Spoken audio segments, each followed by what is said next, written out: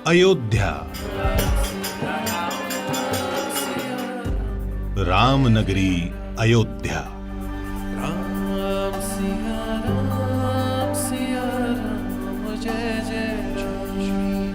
कहते हैं यहां राम के समय की सिर्फ 2 निशानियां हैं।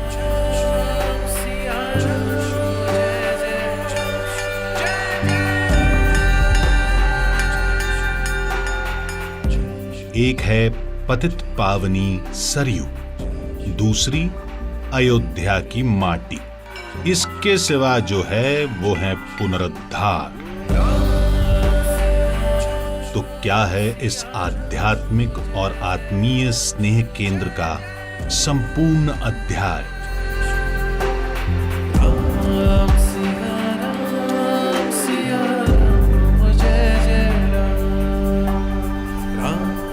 अष्टचक्रा नवद्वारा देवानाम पूर अयोध्या।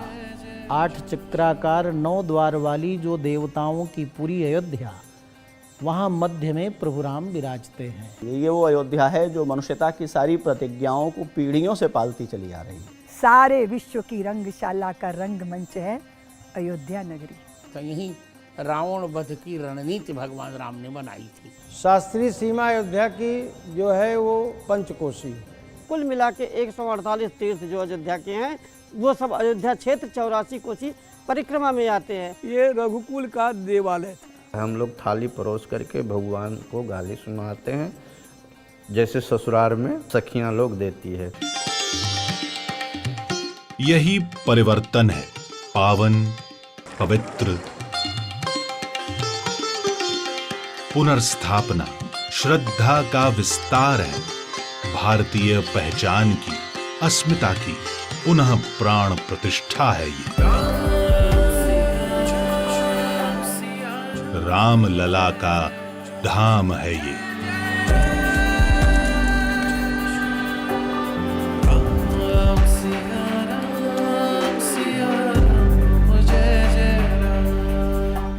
परंपरा और विश्वास से जो कुछ हमने पाया है, जब वो चरित्र और व्यवहार में प्रमाणित होता है तो उसके प्रति जो हमारी आस्था थी वो प्रत्यक्ष हो जाती है। पूरे राष्ट्र में समरस समाज की स्थापना करेंगे, समता स्थापित करेंगे भगवान श्री राम जी।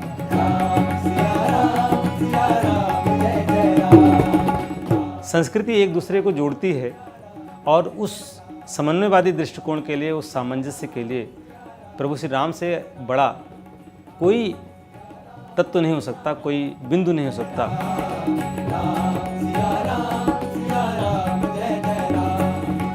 राम मिले हैं मर्यादा में जीने में और राम मिले हैं हनुमान के सीने में। रामो विग्रहवान धर्मः।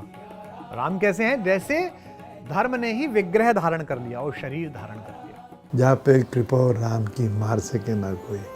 जय श्री राम।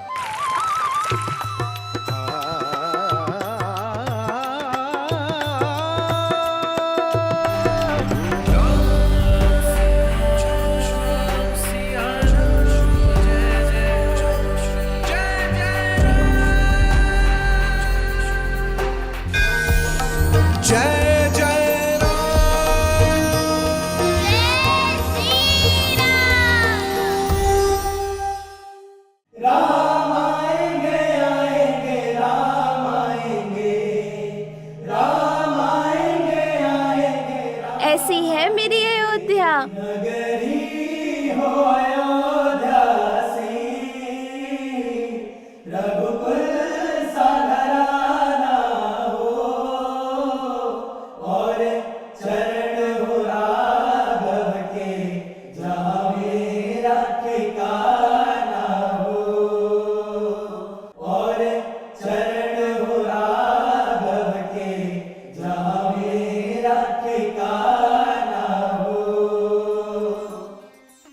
अयोध्या में भगवान विष्णु के 7 धाम हैं, 7 स्थान हैं।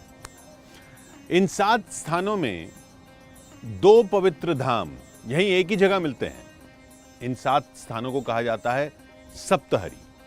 और 2 धाम जो यहां हैं, एक चक्रहरी और दूसरे गुप्तहरी।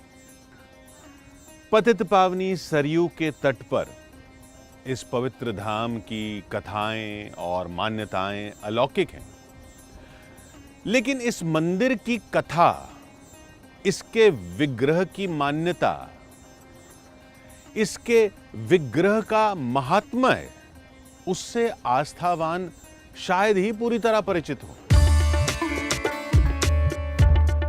सागर जैसा विशाल, सूर्य जैसा प्रकाश, जहां है निरंतर शांति और अनंत मिठास, ये है हरि का धाम। कहते हैं यहां के कण कण में राम है।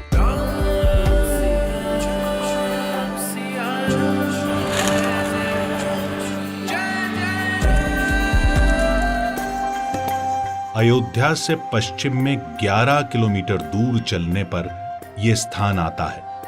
सरयू घाट के किनारे टीले पर बना है हरि स्मृति मंदिर, जिसके गर्भगृह में अप्रतिम प्रतिमाएं हैं। लेकिन इन सब में भगवान हरि यानी विष्णु के इस विग्रह की आकृति और कथा सबसे अद्भुत है। यहाँ आप देखेंगे तो भगवान चक्रहरि के रूप में भगवान नारायण की 2000 वर्ष पुरानी प्राचीन प्रतिमा विग्रह के रूप में यहाँ स्थापित है, जिसमें उनके 10 अवतारों को दिखाया गया है।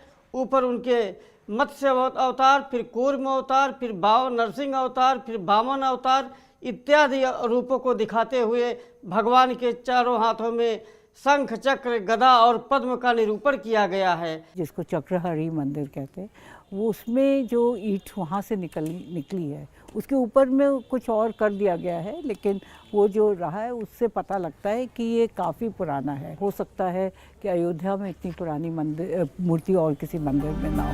राम सिया राम सिया राम जय जय राम।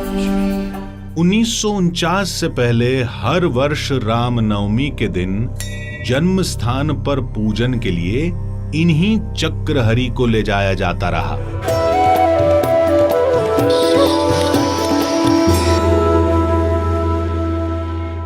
उस समय तो हम लोग इसको चरण पादुका मंदिर समझते थे, और हम लोग को जो कहानी बताई गई थी वो ये थी कि रामचंद्र जी यहाँ पर अपना पादुका छोड़कर और फिर विलीन हो गए थे सरयू माँ में।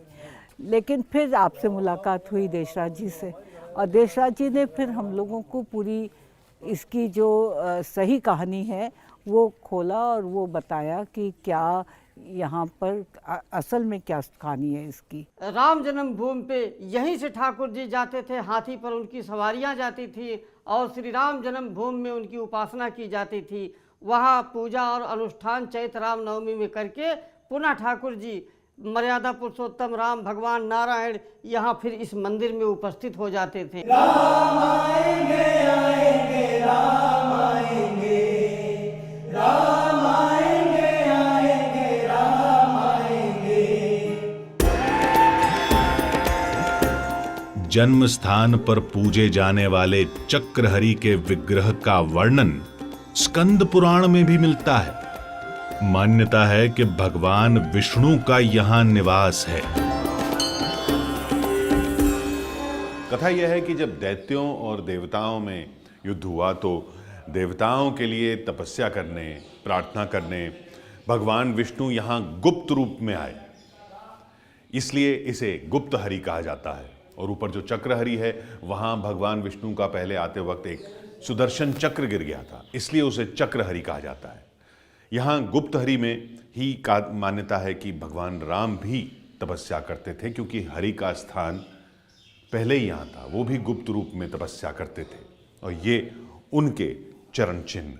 जैसे प्यासी धरती पे वर्षा हो जाए, जैसे किसी का खोया धन मिल जाए, जैसे प्रिय को प्रेमिका मिल जाए, जैसे पिन्हाई हुई गैया बछड़ा पाके धन्य हो जाए, ऐसे धरती धन्य हुई, देवता धन्य हुए, सुजन शक्तियां धन्य हुई, और ये सौभाग्य मिला अयोध्या नगरी को।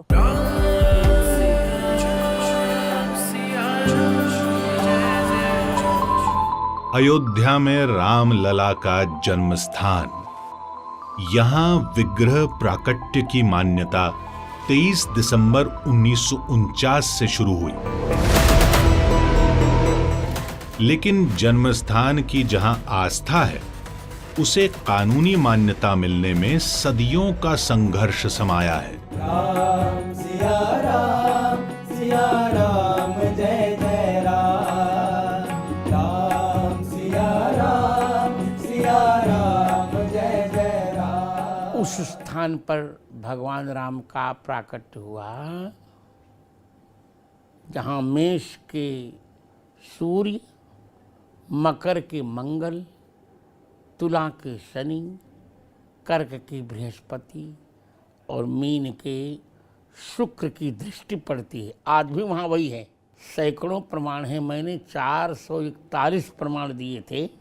एएसआई की खुदाई में बहुत इम्पोर्टेंट सबूत मिले और एएसआई के रिपोर्ट में आया है कि नॉर्दर्न इंडियन टेम्पल का ये स्ट्रक्चर था। वो रिपोर्ट ही बहुत महत्वपूर्ण, उस पूरी रिपोर्ट को सुप्रीम कोर्ट ने एज इट इज़ स्वीकार किया। वहाँ डाउट की, वहाँ शक और संदेह की कोई जगह ही नहीं, क्योंकि एएसआई की रिपोर्ट को वैज्ञानिक रिपोर्ट कहा जाता है। कोई समाज, कोई संस्कृति, कोई जाति, कोई व्यक्ति यदि एक अपने जीवन में व्रत, एक निष्ठा चुन ले और किसी भी परिस्थिति में उस निष्ठा का परित्याग नहीं करे, तो उसका संघर्ष कितना भी लंबा क्यों ना हो, उसे विजय प्राप्त हो जाती है और वो एक दिन अपने सत्य को विजयी होते हुए देख लेता है।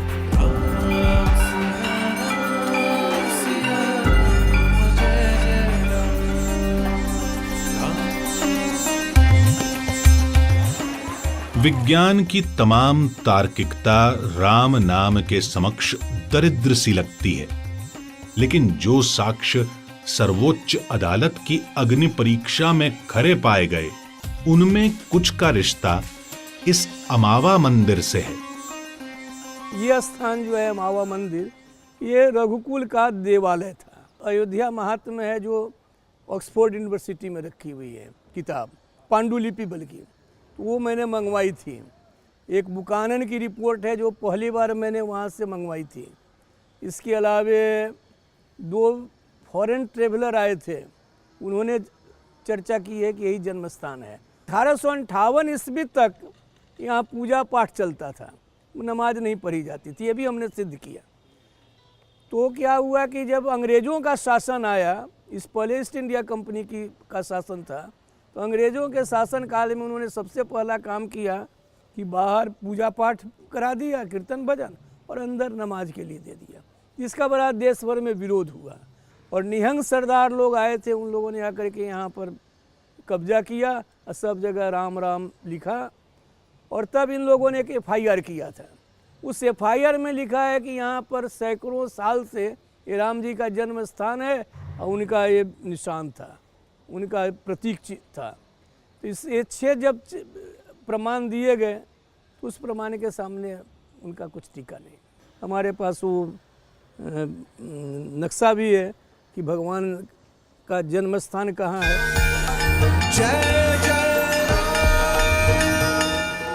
जहां रामलला ने जन्म लिया, वहीं भव्य मंदिर तैयार है, मगर प्रभु श्री राम ने जहां बाल रूप में अटखेलियां की, जहां उनकी बाल लीलाओं के दर्शन करने स्वयं भगवान भोलेनाथ आए, उस कागभुषुंड मंदिर की काया जर्जर है।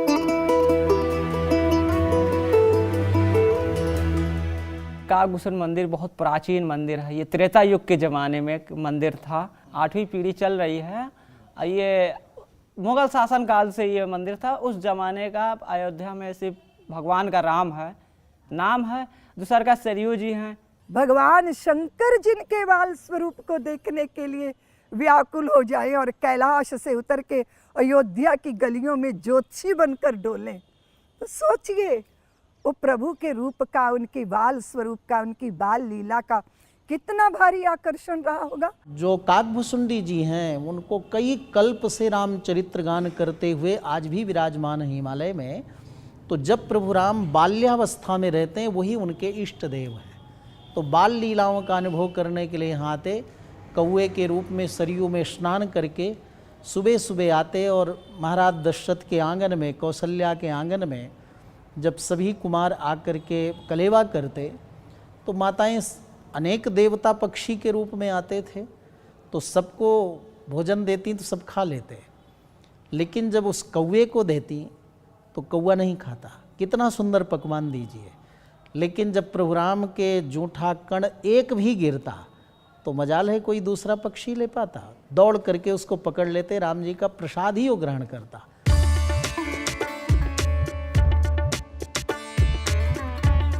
धर्म ग्रंथ के मुताबिक सबसे पहले राम कथा भगवान शिव ने मां पार्वती को सुनाई थी। तब वहां मौजूद एक कौवे ने भी राम कथा सुनी। उसी कौवे का पुनर्जन्म कागभुषुंडी के रूप में हुआ। कागभुषुंडी को राम कथा पूरी याद थी। उन्होंने ये कथा अपने शिष्यों को सुनाई। और कागभुषुंडी जी हमारे रामचरितमानस के नरेटर भी हैं, उन्होंने रामचरितमानस की कथा भी कही है। तो कुल मिला के वो जो उसका एक पौराणिक ऐतिहासिक संदर्भ है वो भी राम जी के साथ जुड़ा है।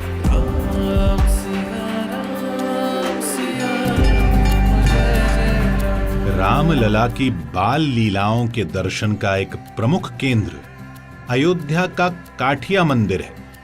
मणि रामदास छावनी के करीब बने इस मंदिर की कथा भी अद्भुत है।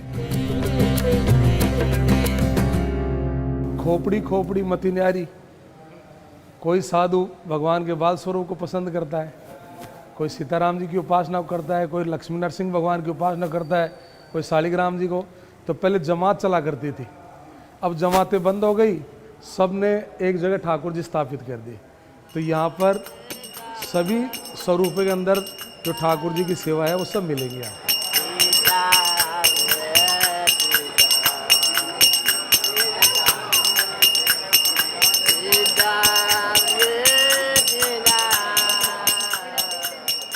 मान्यता है कि सबसे पहले राम कथा हनुमान जी ने लिखी, फिर महर्षि वाल्मीकि ने रामायण की रचना की। इसके बाद अनगिनत राम कथाएं रची गईं, लिखी गईं, रामलीलाओं में दर्शाई गईं। वहीं अयोध्या राम जन्म के समय से ही तन, मन और जीवन से राममयी हो गई थी। इसी अयोध्यापुरी में प्रभु राम ने अपना विराट रूप मां कौशल्या को दिखाया था। प्रभु राम के विराट रूप के विग्रह की कथा अत्यंत मनोहारी है।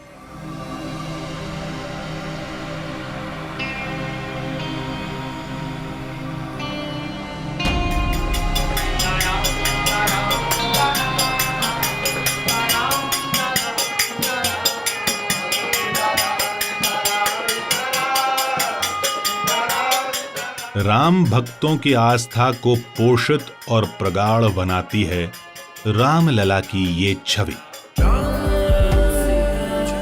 ये विराट रूप जिसका न कोई आदि है न अंत। ईश्वर की जो अभिव्यक्ति है वो देश और काल के आयतन में नाम और रूप के माध्यम से होती है। अतीत और भविष्य कह करके हम समय को जो पहचानते हैं ये वस्तुतः परमात्मा ही है। उसकी जो भौगोलिक अवधारणा है उसको जब हम पहचानते हैं तो एक तो उसके विराट रूप की अवधारणा है जिसमें नदियाँ उसकी नाड़ियाँ हैं, पर्वत उसकी अस्थियाँ हैं और वृक्ष उसके रोए हैं। यह सारा जगत उसी का शरीर है।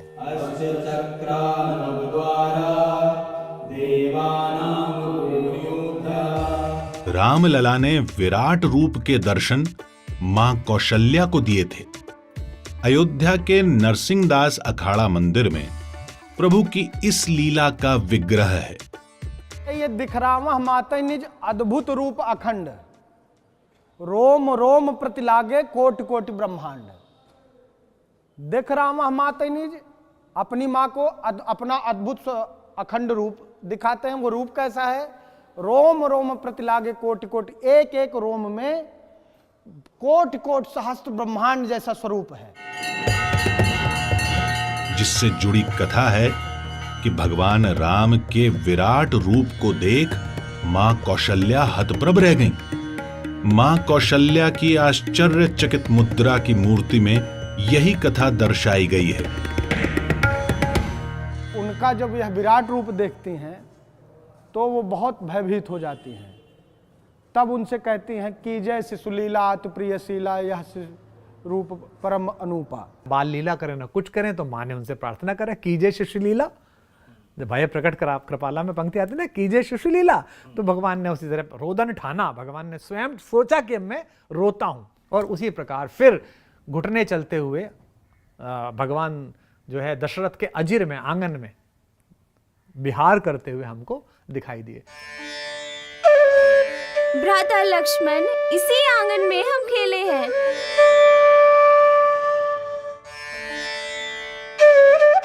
राम के बाल स्वरूप की लीलाओं का सबसे प्रमुख स्थान दशरथ महल को माना जाता है।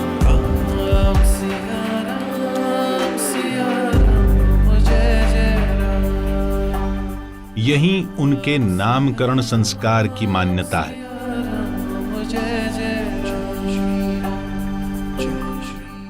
महाराजा दशरथ का महल, इसे बड़ा स्थान कहते हैं। अयोध्या वाले मानते हैं कि ये त्रेता युग में बना।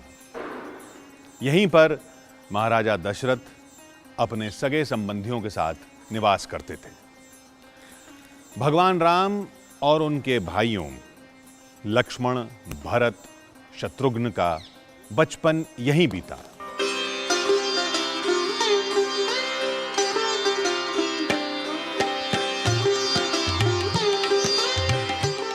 दशरथ महल से ही गुरु वशिष्ठ राम को शिक्षा के लिए ले गए थे।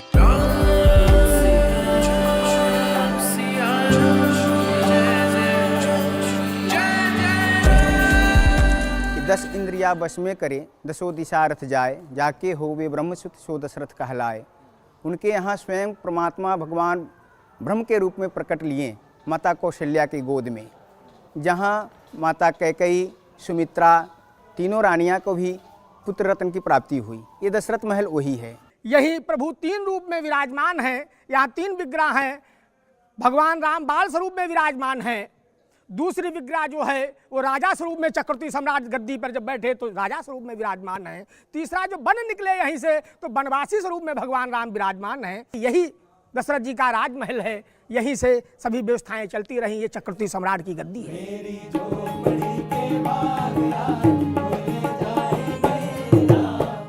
अयोध्या के रामकोट परिसर में मौजूद मंदिरों और किलों से कुछ दूर एक स्थान ऐसा भी है जिसे जगत जननी जानकी के प्रिय स्थल के तौर पर पहचाना जाता है, जिसे मणि पर्वत का नाम दिया गया। महाराज जनक ने विवाह के बाद जो बहुत सारा उपहार दिया था, वो उपहार यहाँ पर आया, लेकिन उसमें बहुत अनेक प्रकार के हीरे, मणि, माणिक्य सब थे। परंतु जब प्रभु राम यहाँ से परम धाम चले गए तो सभी मणि, माणिक्य, रत्न जो है वो पत्थर के रूप में हो गए। मणि पर्वत को लेकर के दो प्रसंग हैं। एक प्रसंग तो जो बहुत चर्चित है हमारे यहाँ, वो महाराज जनक का है कि बहुत सारी भेंट सामग्री और मणियाँ ला करके वहाँ उन्होंने स्थापित की थी। उसका एक दूसरा प्रसंग ये है कि जब महाराज रघु ने आक्रमण करना चाहा इंद्र के ऊपर, कौत्स के द्वारा मांगी गई भिक्षा उन्हें देने के लिए, तो उस समय इंद्र ने धनवृष्टि की, और वो धनवृष्टि इतनी अधिक थी कि वो महाराज रघु के लिए काम में नहीं थी, और उन्होंने कहा ये ब्रह्मचारी के निमित्त आई है तो ये धन हम ले नहीं सकते। तो वो सारा उन्होंने वहीं पर छोड़ दिया संरक्षित करके। तो महाराज इंद्र के द्वारा, देवराज इंद्र के द्वारा राजा रघु की प्रतिज्ञा पूरी करने के लिए मणियों की, धन की वृष्टि की गई थी। उससे मणि पर्वत निर्मित हो गया और बाद में वो भगवान श्री सीताराम जी के विहार का स्थल बन गया। और भगवान के अयोध्या में जो विहार स्थल हैं उनमें प्रमोद वन और मणि पर्वत इत्यादि प्रमुख हैं।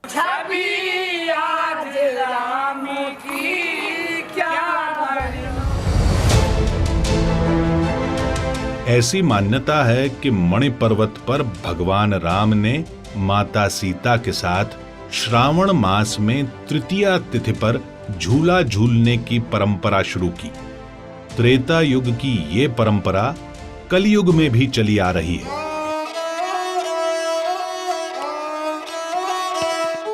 मणि पर्वत पर भगवान झूला झूलते हैं तो वहीं श्रद्धालु मंदिरों में झूलन उत्सव का आनंद लेते हैं। अयोध्या में पूरे महीने सावन मेला चलता है, सावन झूला मेला। मान्यता ये है कि मणि पर्वत पर सबसे पहला झूला राजा दशरथ जी ने दिलवाया। तो उसका नाम सीता केल ही है, सीता केल यानी सीता जी के क्रीड़ा का स्थल। अयोध्या में सीता राम के प्रिय प्रसंग का केंद्र झुनकी घाट भी है। यहां सियाराम किला बना है। यहाँ का महत्व यह है कि नाम से ही आप परिचित हो गए होंगे कि सियाराम किला इस कारण में, जहाँ पर सिया राम जी का विश्राम स्थल था। जहाँ जब वो विहार करने के लिए अपने सखा के साथ या कभी माँ जानकी के साथ अकेले में विहार करने के विचरण करते थे, तो उनका ये विश्राम स्थल था। इस किले का निर्माण झुनकी बाबा ने करवाया था। तो हमारे महाराज जी जो विशेष थे, जब गुरुजी ने उनको वैराग लिए और गुरुजी जब भगवान से संबंध जोड़े, तो हमारे महाराज जी ने कहा कि गुरुजी, हम यदि भगवान के सखी हैं तो सिर्फ अंदरमुखी क्यों रहें, अंदरमुखी और बाहरमुखी हम दोनों रहें। तो बाबा ने, झुनझुनिया बाबा ने नाक में बुलकी धारण किया, सिंदूर किया, टिकुली किया, पैर में जो औरतों का पूरा भेष होता है वो उन्होंने धारण किया।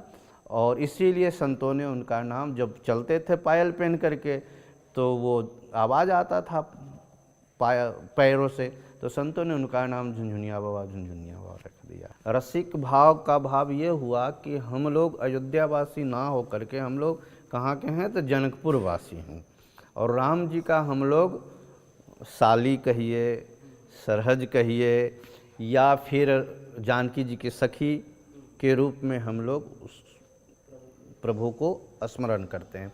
अब उसमें सखी होने के कारण सखी जी का हम लोग भगवान को गाली देने का भी अधिकारी हैं।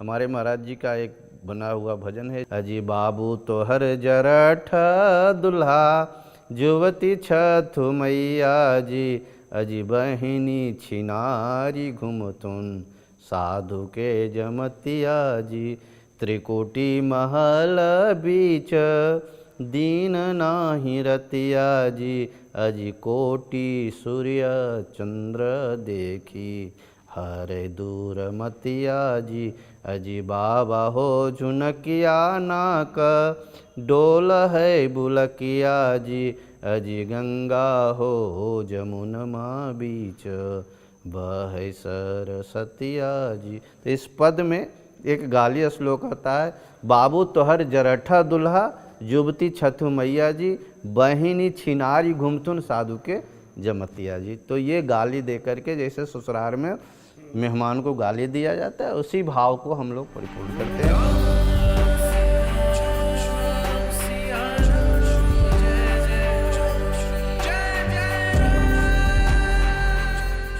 मान्यता यह है कि जब प्रभु राम और सीता अयोध्या भ्रमण पर निकलते थे तो कुछ समय यहीं विश्राम करते थे। विवाह के पश्चात 12 वर्ष राम और सीता अयोध्या में रहे।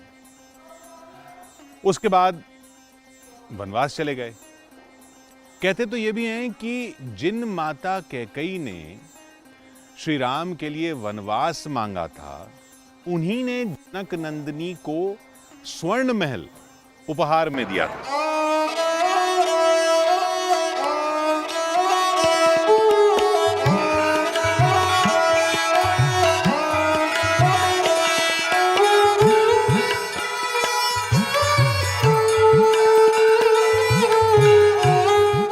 अभिमान का धनुष टूटा था और भक्ति रूपी जानकी का भगवान के साथ मिलन हुआ।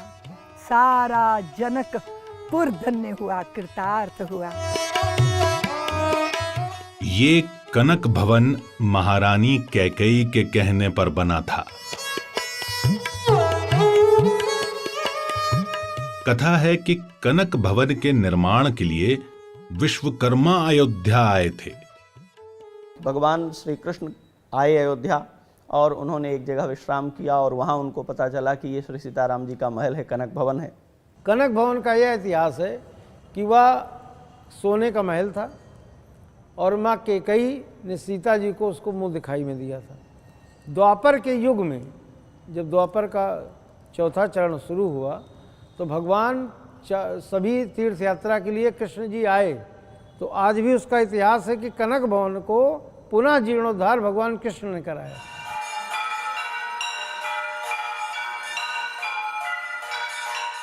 रामनगरी में प्रमुख सिद्धपीठों में एक अशरफी भवन सिद्धपीठ है। जय जय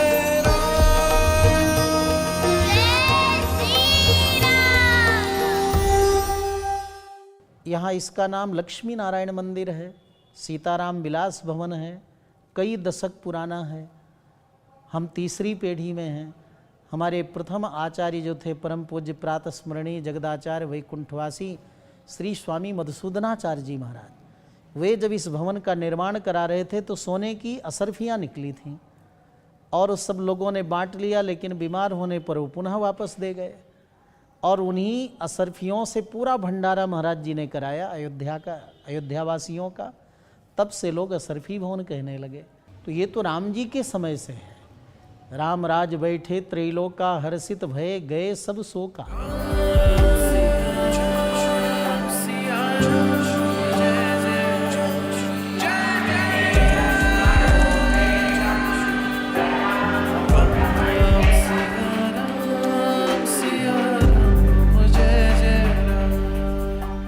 राम का जो आगमन है वो पृथ्वी को त्रास से मुक्त कराने के लिए, और राम की कथा शापों की उन्मुक्त मोचिनी कथा है, शापों का मोचन करती है। ये शापों की कथा है। स्वयं भगवान को शाप है। नारद ने कहा कि तुम जो कि जाओ और तुम भोगो कष्ट, है ना, भगवान ने भोगा। स्वयं दशरथ को शाप है कि उन्होंने पानी भरते हुए श्रवण कुमार को मृग समझा, और अंतिम समय पे श्रवण कुमार के माता पिता ने कहा कि जिस तरह से पुत्र वियोग में हम प्राण त्याग रहे हैं तुम प्राण त्यागोगे। तपस्या करते हुए वैष्णवी पर कुदृष्टि डालना और उनके बाल खींचने वाले रावण को स्वर्ग में जाती हुई वैष्णवी ने कहा कि अगले जन्म में तू जब कामांध होगा तो वही स्त्री तेरी मृत्यु का कारण बनेगी। तो ये सारे शापों की मुक्ति कथा है। हर एक को एक एक शाप मिला हुआ है और वो उससे मुक्त हो रहा है।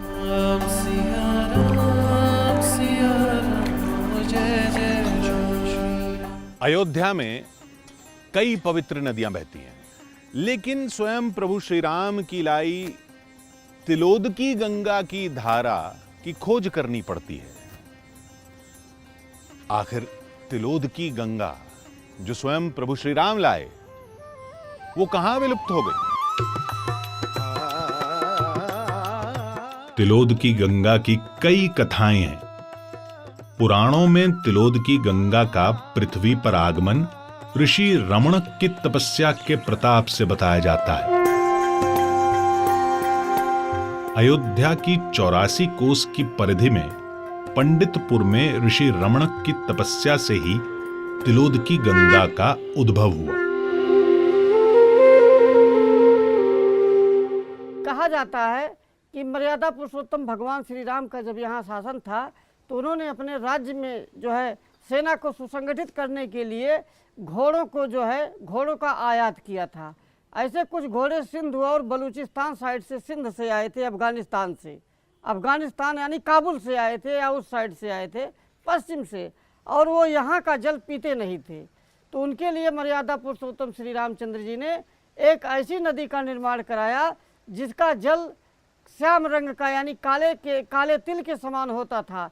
उदक का मतलब जल और तिल का मतलब काले तिल, जिसका रंग जिस जल का रंग काले तिल के समान होता था उसको तिलोदकी गंगा कहा गया। तो वो तिलोदकी गंगा जो यहाँ है वह तिलोदक देने के कारण, प्रेत कार्य किए जाने के कारण उसकी धारा प्रकट हुई है और भगवान श्री राम के जीवन से संबद्ध है।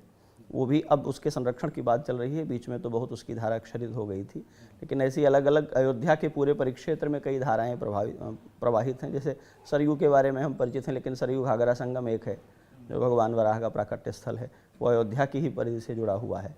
जैसे रामरेखा या मनोरमा की धारा है जो अयोध्या के ही महात्म्य से जुड़ी हुई है, ऐसे तिलोकी की धारा, तिलोदकी की धारा। लक्ष्मण, ये चित्रकूट है, तपोभूमि।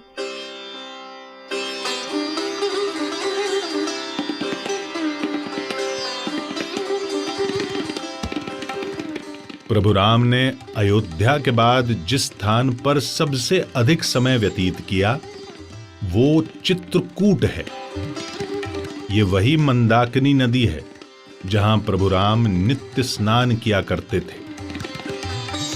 यहीं घाट पर राम भरत मिलाप की कथा बताई जाती है।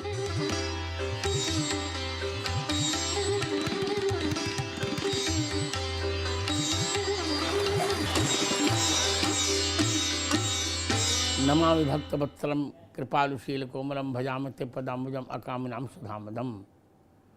भगवान राम 12 वर्ष चित्रकूट में रहे थे। यहाँ के बहुतेरे प्रमाण हैं। यहाँ की घाटें, यहाँ के झरने, यहाँ का कण कण भगवान राम की निवास की गाथा कहता है। और दर्शकों को तो आज भी प्रातःकाल 4 बजे से 5 बजे के बीच भगवान राम और लक्ष्मण के धनुष धोने के खटखट स्वर, सीता जी के पायल की छन छन ध्वनि सुनाई पड़ती रहती है और भरत जी की विलखन और उनकी वेदना के करुण क्रंदन के स्वर भी यहाँ सुनाई पड़ते हैं। राम आएंगे आएंगे राम आएंगे, राम आएंगे आएंगे राम। चित्रकूट में श्री राम की बनाई 24 कुटियों की कथा सुनाई जाती है। उनमें सर्वाधिक मान्यता पर्णकुटी की है। घास फूस और पत्तियों से बनी पर्णकुटी मंदाकिनी नदी के तट पर थी। आज उसी पर्णकुटी में दिव्य मंदिर है। 4 धाम चित्रकूट में बताए जाते हैं। जानकी कुंड, अनसुया, स्फटिक शिला और गुप्त गोदावरी। भगवान राम गुप्त गोदावरी की गुफा में ही कॉन्फिडेंशियल मीटिंग करते थे, गोपनीय चर्चा देवताओं से करते थे। चित्रकूट का यही अर्थ ही है, चित्रम कूटम। जैसे यहाँ हम जहाँ विचित्र कूटनीति का निर्माण हुआ था, यहीं रावण वध की रणनीति भगवान राम ने बनाई थी। यहाँ तक कि भगवान राम के पूजित 5 शालग्राम आज भी यहाँ पे हैं, कामदगिरि के द्वितीय द्वार, पूर्वी द्वार पर। और अंत में तो गोस्वामी जी ने कह दिया, चित्रकूट सब दिन बसत प्रभु से लखन समेत। चित्रकूट में भगवान निरंतर विराजते रहते हैं।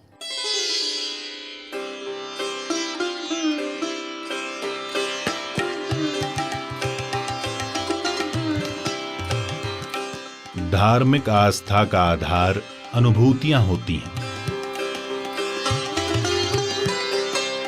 अयोध्या में पग पग पर ये मिलती हैं।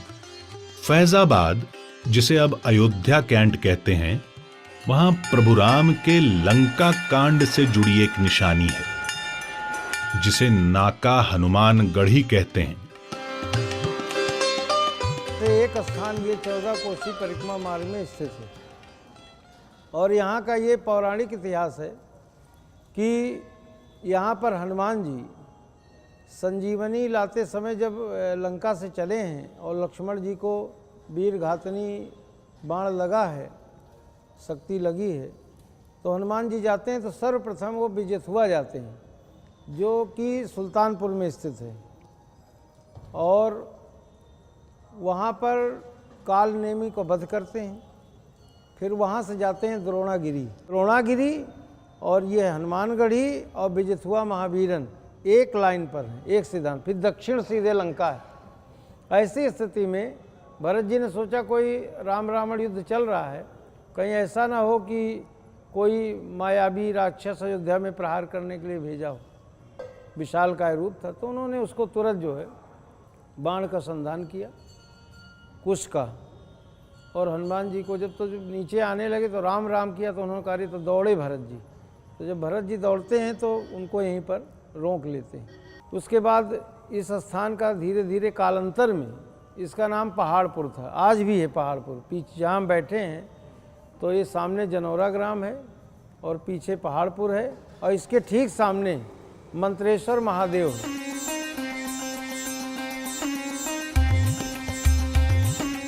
लंका में रावण का वध कर श्री राम जब अयोध्या वापस आए तब उनका राज्याभिषेक हुआ। राज्याभिषेक जिस जगह हुआ उसे रत्न सिंहासन या रतन सिंहासन कहा गया। ये प्रभु श्री राम जी की राजगादी।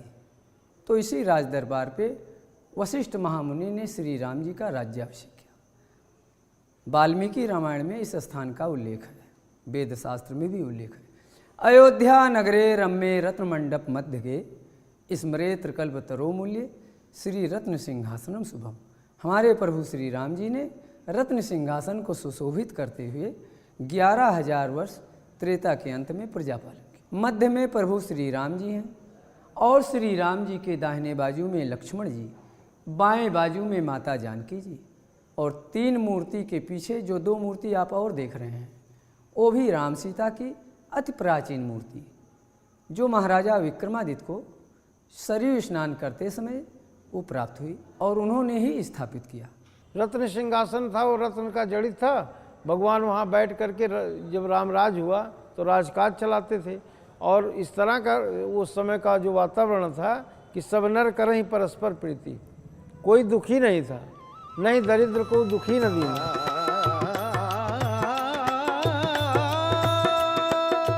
अयोध्या के बार बार बसने और उजड़ने की कई कथाएं हैं, लेकिन राम नगरी में हनुमान टीला सदैव जस का तस रहा।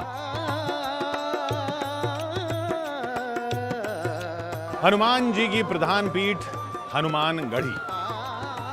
मान्यता है कि अयोध्या के राजा आज भी हनुमान जी हैं।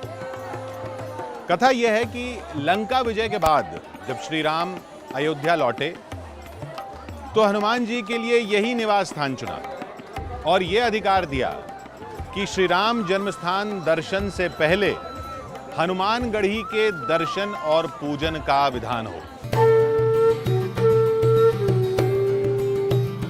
यहां पवन पुत्र हनुमान की 6 इंच की प्रतिमा के दर्शन होते हैं। हनुमानगढ़ी हैं। स्वयं हनुमान जी जो जब लंका से आए और भगवान जब प्रस्थान करने लगे तो हनुमान जी को ही अयोध्या सुपुर्द करके चले गए थे कि तुम अब अयोध्या का देख रहे, कब तुम्हारे हाथ में।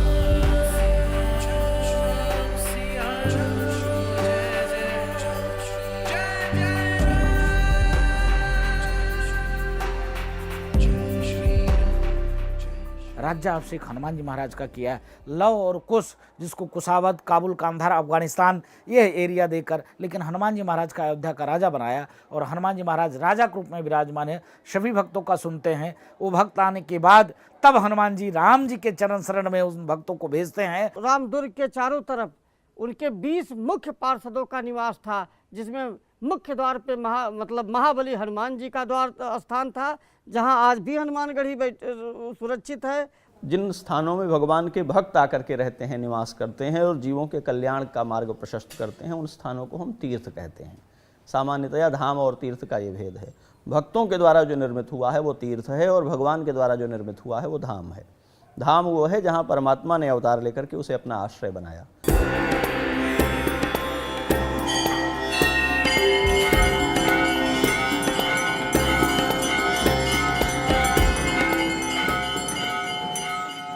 आस्थावानों के लिए सबसे बड़ा प्रमाण परंपराएं होती हैं।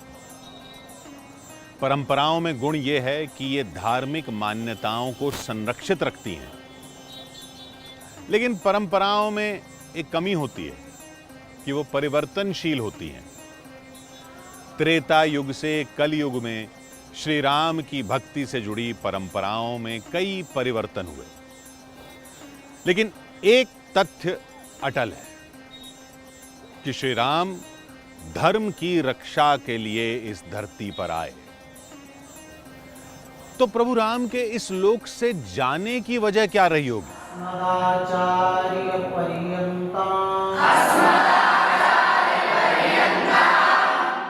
एक निमित्त बनता है कि उस काल स्वयं महात्मा के वेश में आता है।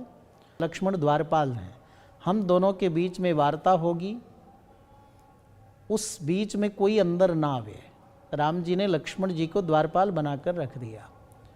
और जब अंदर वो महात्मा के रूप में काल आया तो प्रभु श्री राम से वार्ता करने लगा, जिनमें सबसे प्रचलित है प्रभु राम का काल से संवाद। ये श्लोक उस संवाद का एक उदाहरण है।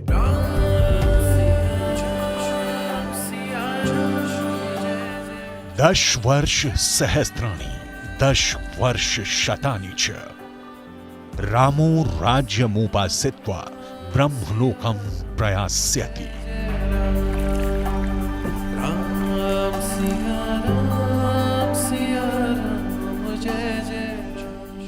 जब भगवान का प्रस्थान का समय हुआ राम जी का, तो कैसे प्रजा को छोड़ करके जाएं, तो उन्होंने एक योजना बनाया। योजना से दुर्वासा जी को आह्वान हुआ और लखनलाल जी को कहा गया कि आप दरवाजे पर ही पहरा दीजिए, मेरे आज्ञा के बिना किसी को आप अंदर नहीं आने देंगे। तब तक दुर्वासा जी आ गए द्वार में, बोले मुझे तुरंत प्रवेश करना है।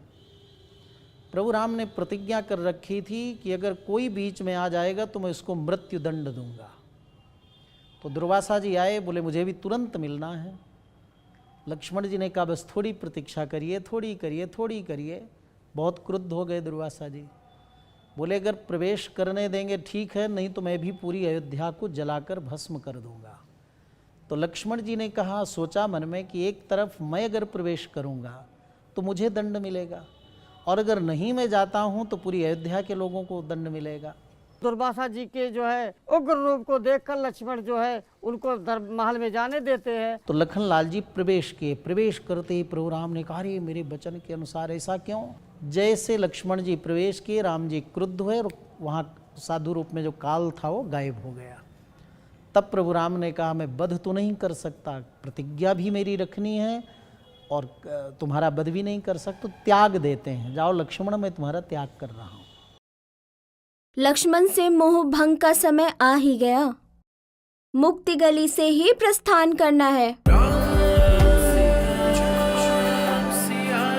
श्री राम ने अपने प्रिय भाई लक्ष्मण को त्याग दिया। फिर राम दुर्ग से जिस रास्ते वो सरयू तट की तरफ बढ़े उसे ही मुक्ति गली कहा जाता है।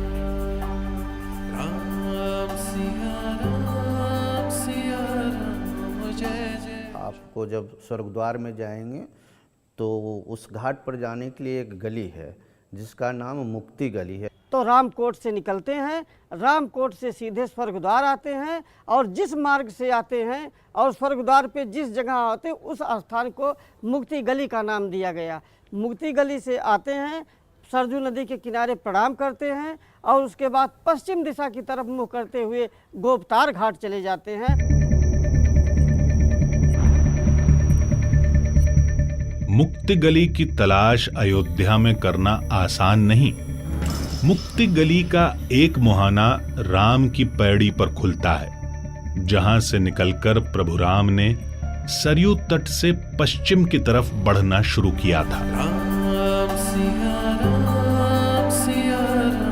अयोध्या से 11 किलोमीटर दूर श्री राम गुप्तार घाट पर पहुंचे।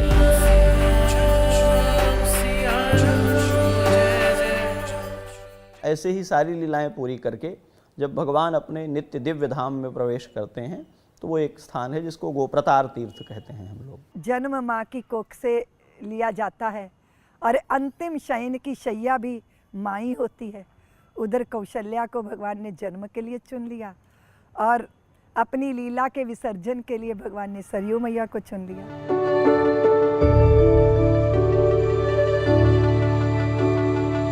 कथा है कि प्रभु राम ने गुप्तार घाट पर भाई भरत और शत्रुघ्न की पत्नियों और अयोध्या वासियों के साथ परम धाम जाना तय किया। और उसके बाद में प्रभु राम पूरे अयोध्या वासियों को साथ में लेकर, और यहाँ गुप्तार घाट है, आज भी सरयू जी का बहुत लंबा चौड़ा क्षेत्र है, उसी में दिव्य विमान में बैठकर और पूरे अयोध्या वासियों को, मनुष्य जड़ चेतन सबको बैठाकर उस विमान में और अपने वैकुंठ को भगवान पधार जाते हैं, ले जाते हैं। सबकर परम प्रकाशक जोई, राम अनादि अवधपति सोई। वो अनादि हैं, नित्य निरंजन सुख संदोहा, नित्य है निरंजन है, व्यापक ब्रह्म निरंजन, निर्गुण विगत विनोद, सो अज प्रेम भगत बस कौशल्या की गोद।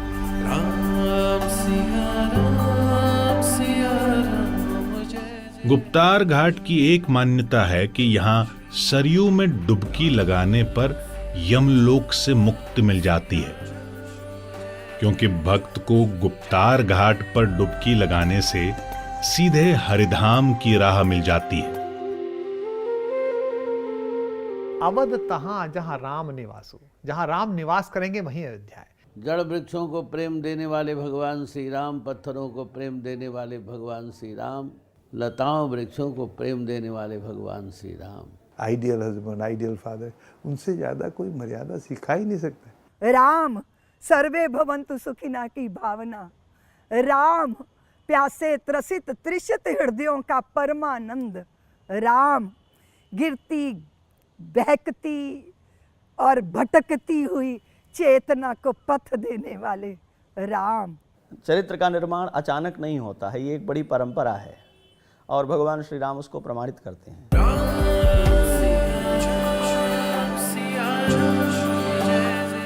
अपने आराध्य श्री राम के लिए गोस्वामी तुलसीदास ने यूं ही नहीं कहा था, करऊं कहा लगी नाम बढ़ाई, राम न सके नाम गुण गाई।